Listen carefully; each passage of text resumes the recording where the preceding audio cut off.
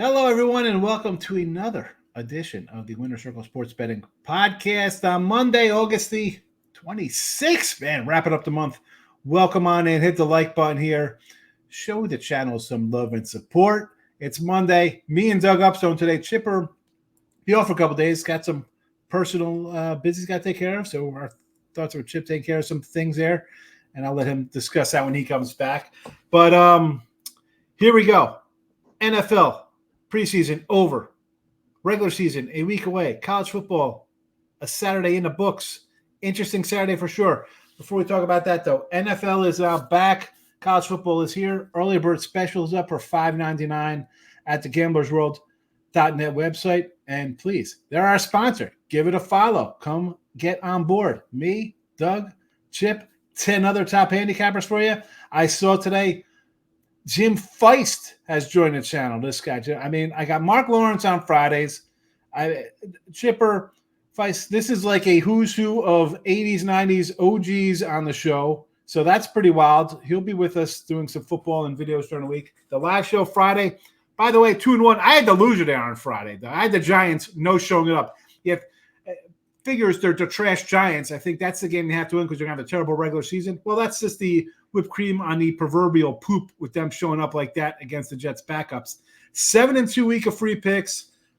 I don't know. I mean, that's pretty darn good. That's going to be tough for us to top, but I don't know. We're pretty good. You're pretty good. How was your weekend? Baseball, football, how did it treat you? What is going on, my friend? Good to see you. Yes, good to see you as well. And so like I said, free play is outstanding just across the board. And I'll just throw in one little bump here is that started writing for Gamers World line moves articles. Okay, and so it's we started with college football. Last week we had a combo. Went 4-1 on those. I think 3-1-1 the week before, and it's just free picks following the biggest line moves of the week. So there'll be one up on Tuesday for college football here at Gamblers World. And next week when the NFL starts, I have that too. And each and every one that's on there is with a free pick and lots of other information that you can find valuable. In terms of myself personally, 5-2, last couple of days, Major League Baseball. So starting to get back into the rhythm of things here, even though we're getting later in the season. But so just generally some good stuff, and looking forward to another great football season. We won 6 of the last 7 in the NFL, 5 of the last 8 in college football, Sean. So it's giddy up and go time, right? Listen, folks, 7-2 here in the videos, and Doug just said he went 7-2-1 in the article for the line moves for football. That's pretty good. And all that is you just hitting a stupid like button. So get on it. Let's go. I want the 15,000 views by December, although I really want it before then. But, so NFL real fast. Preseason's over. What do you think about this? I saw on the Twitter world, favorites this weekend, 10-5-1 straight up. You're thinking, oh, look at that. The public made a killing, right? Underdogs, 10-6 against the spread during that same time there. And to wrap up the season here of the 3 weeks of preseason, which is terrible, by the way, underdogs 29-17-1 basically on a whole roundabout. 63%, not too bad. Unders 31-17, 64.6% for those who keep track of that stuff. I don't really know if I'm going to kind of use that knowledge going forward for next year, especially if they get rid of a preseason game. And just even this year, I don't think I could just go and say, let's just take every under, even though what I saw this year, I might just be a pass for those 2 weeks. I don't think there'll be really much reason to get involved. I'll probably try to grind out some baseball or just dive more into the college football and NFL and get my numbers correct for the upcoming season.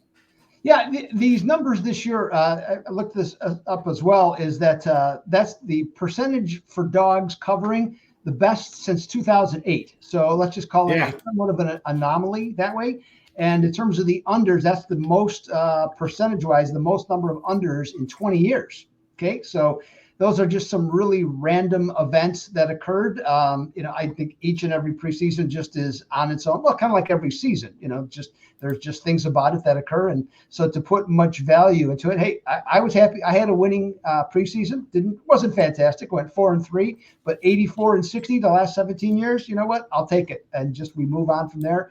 And I know that one thing that I saw, and I forget the exact number and percentages, but it was well into the 60s, is if you went against the line moves that were 1.5 or more points, if you bet every game, you went well over 60%. So following the line moves this year in particular was not a good strategy. No, you're late to the party, and again, I had some nice moves early. They didn't come out to be right, and wasn't like I had the bet number. It wasn't like it's like, oh, I had the whatever. Like I thought the first week, I had Giants minus +5.5, went down to 2. You're thinking, all right, I got some wiggle room here. Didn't make a difference. So that comes up to the old: is CLV worth it? Is it just the number is a number? Better team wins. That's always a fun discussion we like to have. But and listen, the preseason especially. I mean, yeah, I don't even know what that means. Yeah, I mean, we talked about the Bills game against the Steelers. The line went to 6 or 7 because Allen wasn't supposed to play. He's playing. It drops down to 1 or a pick 'em. He doesn't play. The Bills still win the game. So, I think I don't even know off the top of my head how I did in base football. I think I won a little bit, but again, it was ho-hum.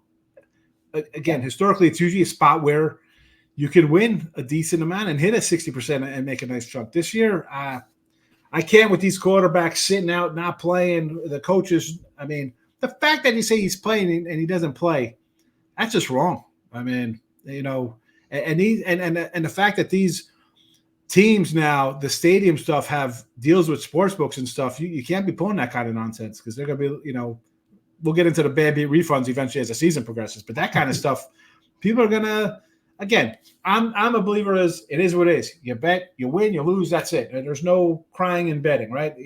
Things happen for whatever reason. But I think next year I'm not playing. I'm not gonna do it. Yeah, well, especially if it goes to 2. I mean, just doesn't seem to. Yeah, no, absolutely. Yes, 2 games. Why? No, that is definitely a no-go for me. Absolutely. I'll say that. I always say, like, get the pen out kind of stuff when I do stuff. No way, 2 games?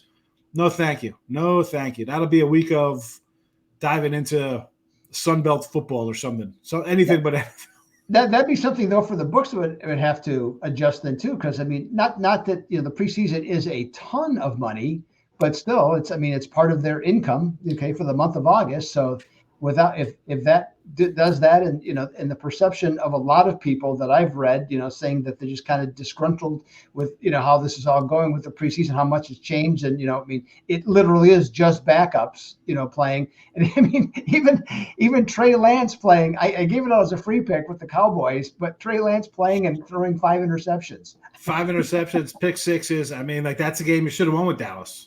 Right. Yeah, I mean, but just thankfully it was a free pick, so I'm not going to lose any sleep over Trey Lance. Let's trade up and take him 3, and people are going to jump out on the guy. Remember, that guy started weeks 1 and 2 for the Niners. They thought this guy was, and people were betting him. Oh, MVP. Got to take Trey Lance to be MVP this year. Yeah.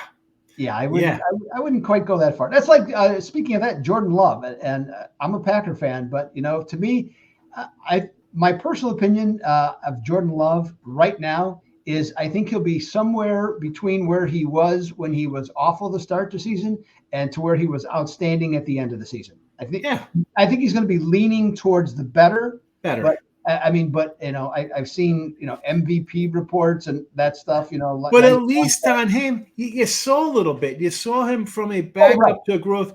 You could say, you know what? Maybe things go right, and the Lions. Goff gets hurt or something. I mean, I hate saying stuff about somebody getting hurt because that's the last thing I want to see about any team or any player. I hate when guys get hurt. I think we've talked about this over baseball thing. I don't like to see that. But that is worth a shot because that's a guy who was, a quarter. I mean, they had the lead against the Niners. Who knows? They could have went to the Super Bowl. You don't know. I mean, that's at least I could say that would be worth a shot as opposed to Caleb Williams or, CJ Stroud after, a rookie year showing against a bad schedule. Yes. We got some baseball. Excuse me? What'd you think about college football?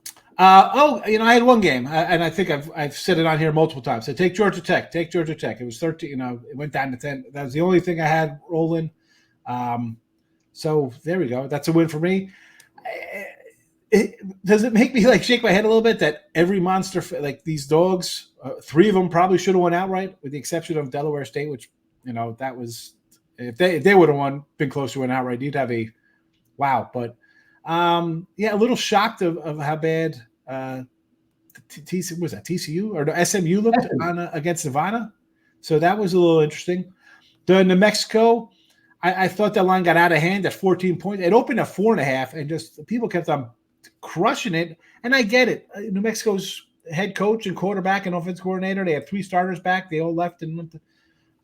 But you're still a smaller school.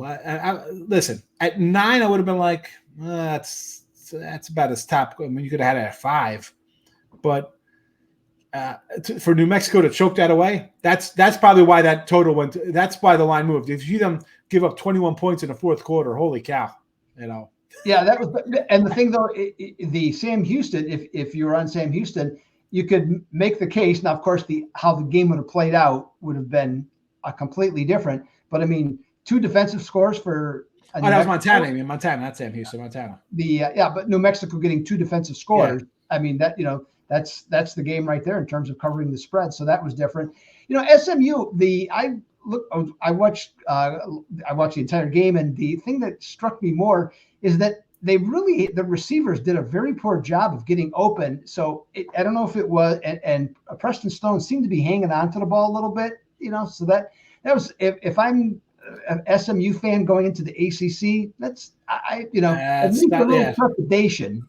And people were hot, like, oh, these guys may come in here and steal the ACC. Oh, yeah. I don't see that. It's a good way to steal games when you play like garbage against a team that has a win total of 2.5, and you almost lose that game. So yeah. I mean, maybe you could sneak up on people.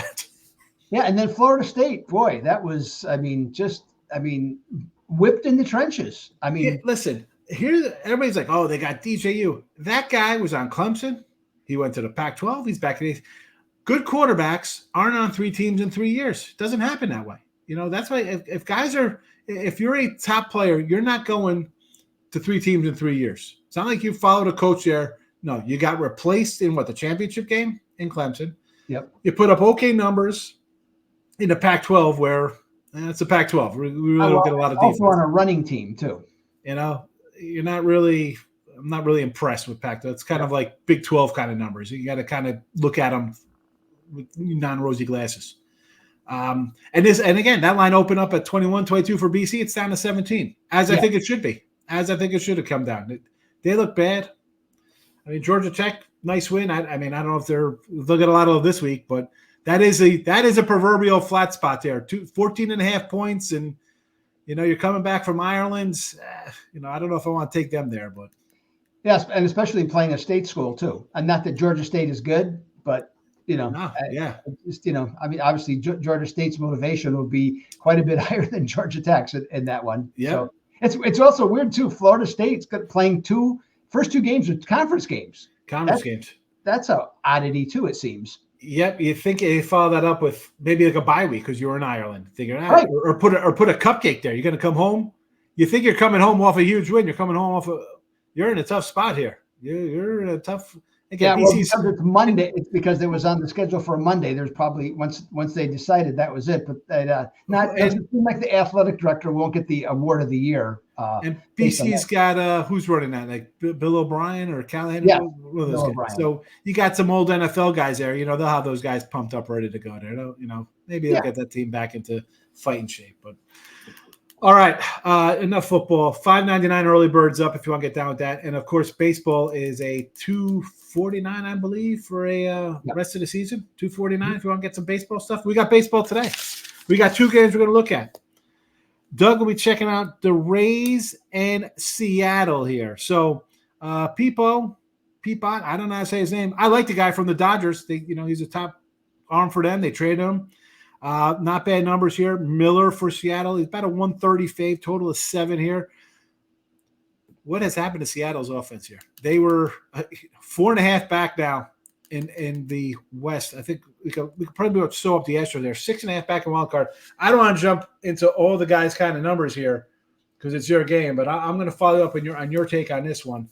But Seattle, boy, what if only these guys had a couple guys who could hit, they'd probably be at 75 wins. Yeah, right. They had some problems. Well, and first, before we get there, I'm going to do something in honor of Chip today. Okay. And except for, I'm not going to go back in history. we're going to create history today. Okay. Because for those of you that are unfamiliar with the name Danny Jansen, okay, earlier this year, he was with the Toronto Blue Jays. Okay. And so he was on there, nice player. Okay. Well, he then at the deadline, he was traded to Boston. Okay. Well, as it turns out, they had a game that was suspended. And in fact, as we're doing this video, that game is going to get started in about 10 minutes. So that game was suspended. So now it's already been prearranged. Danny Jansen is going to bat and play for Boston today. So Danny Jansen will become the first player, okay, in the history of baseball to play for two different teams in the same game. Okay, so little useless trivia for you on that one. That will, I can't imagine. Well, it can only be tied. So but he'll be the first one. But it's funny because I have the Today in Sports History up. I was going through to find something for today. But go ahead with your game. Okay, all right. Seattle, Tampa Bay. Right now, Seattle is actually closer to having a chance to win their division than they are to get in the wild card. They're 5 games back in the division to Houston, and 7 games back for the wild card with just 31 remaining. So basically, they're going to have to get red stinking hot to even have a chance to catch Houston in this one. Scott Service, as you're well aware of, was fired on Thursday last week. So one noticeable difference, though, about Seattle this weekend, winning their series against San Francisco, is that interim manager, Dan Wilson, he looks at his team with its hitting weaknesses and decides to try and do something about it and not have it be just the same old stuff.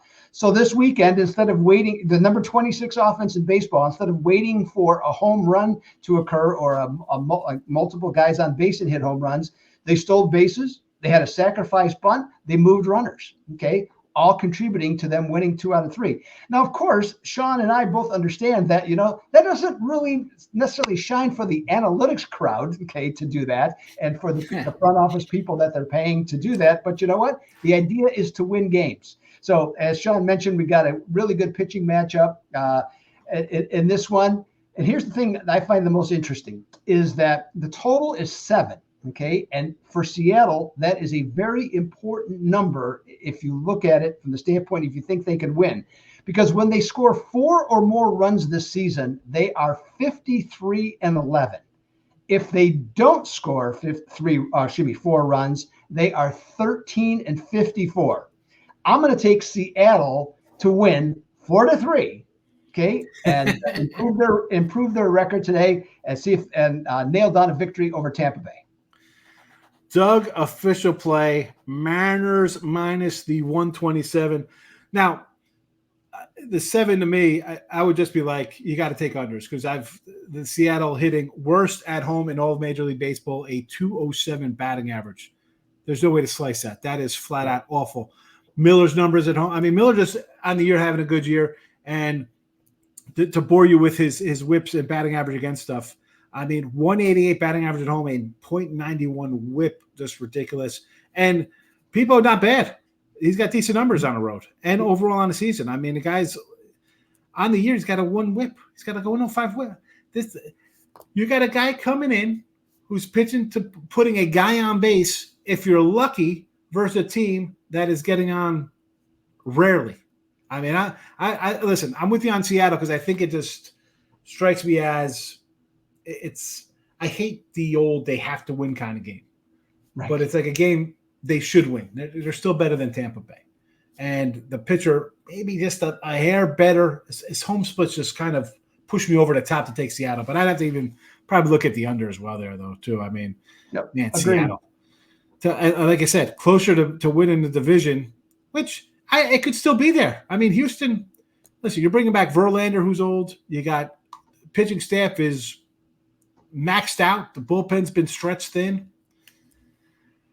I'd hate to see them not make the playoffs based on their pitching staff because that staff, I think, is going to keep you in a lot of games against a lot of teams. Yeah. I mean, they're still – I mean, granted, they were what, 10, 12 games below 500, and now they're 70-60.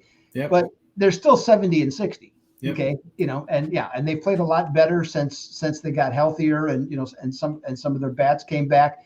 But it's still – it's more reputation than actually on the field results with this team for me. So So I'm be looking at two teams that could very well make the playoffs. And if at the beginning of the year, if you said Astros, Seattle, or Kansas City, Cleveland, which to make the playoffs, it would probably be leaning money coming in on the AL West teams.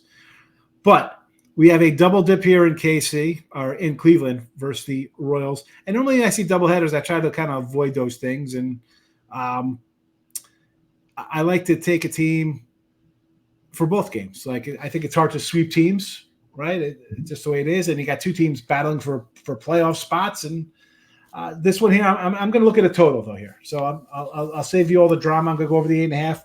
And this is just based on, I got a double header, which means we're going to get maybe some worn out relievers. Maybe it's a little wackier lineup. Maybe.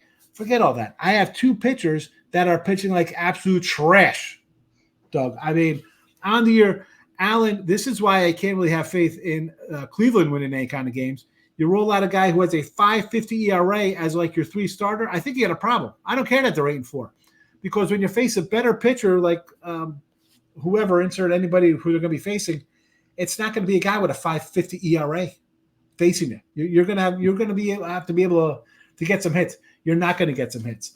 So here you go. At home, the guy's a 280 batting average against. Are you kidding me? Now the Royals, a little less at home than on the road average-wise, but they are still a team that puts up runs, a still team that plays overs. And Marsh, again, both of these guys last 7. One's at 5.10, one's at 5.47 for the ERAs. And again, back to the batting average against. If you're going to get teams hit 270, 280 against you, men will be on base. And both of these guys are putting 1.5 men on base. No, I think this is an over by the 5th inning. This is a 4-4 by like the 5th. Two pitchers. I like Marsh a little better than Allen. I think is just bad. It's been bad all season. Marsh had some, like a typical pitcher, looks good, has a rough outing every 5 starts.